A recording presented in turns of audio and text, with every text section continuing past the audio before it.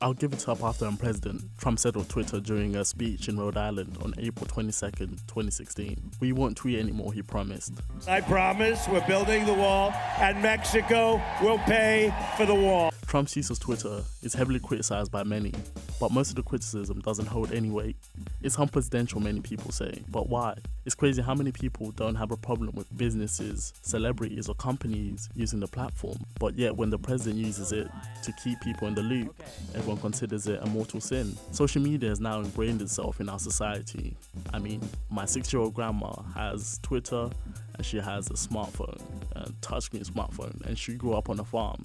If she can tweet, why can't the president? Trump himself said, "My use of social media is not presidential, it's modern day presidential." And of all the things that come out of his mouth, this one is probably true.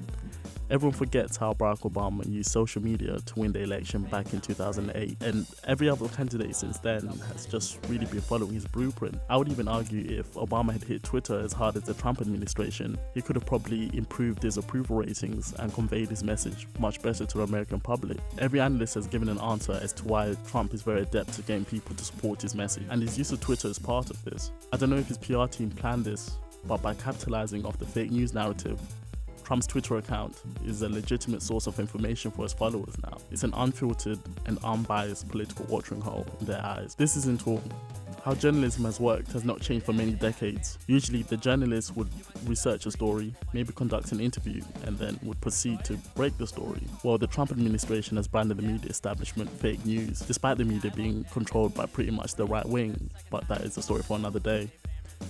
This has changed how journalists maneuver during the Trump administration. No longer are journalists breaking news from the White House. They're reacting to the news in real time based on information that has been released by Trump's Twitter account. You can't misquote a tweet, you can't crop out an aspect of it to frame it differently. All you can do is try and mislead your audience by the title. But at this point, most people are wary of dodgy titles. Facebook is cracking down on fake news. Personally, I don't open any articles that assumes my intelligence, and by that I mean articles with drawn out headlines. British news site Daily Mail is a frequent offender of this. Trump's use of Twitter is also ingenious in that he can always deny whatever was tweeted out by saying, "I wasn't the one that said it, it was a disgruntled aide." He can always test out a certain message they want his base to hear without the fear of him giving a speech where he could potentially put his foot in his mouth, something he has proven on so many occasions. I don't think Ivanka would do that inside the magazine, although she does have a very nice figure. I've said that if Ivanka weren't my daughter, perhaps I'd be dating her. You know? Stop it! Oh, it's so weird. Stop it. You know what? You are sick. I know, isn't that terrible? Yeah. No, how Well, you're terrible. known for saying Is that outrageous terrible? things, Mr. Trump. Who are you, Woody? By becoming such an influential figure on Twitter, Trump now has sway on the platform. If Twitter decides to delete his accounts or certain tweets, he can get his support base to rally behind him by citing his freedom of speech as being infringed upon.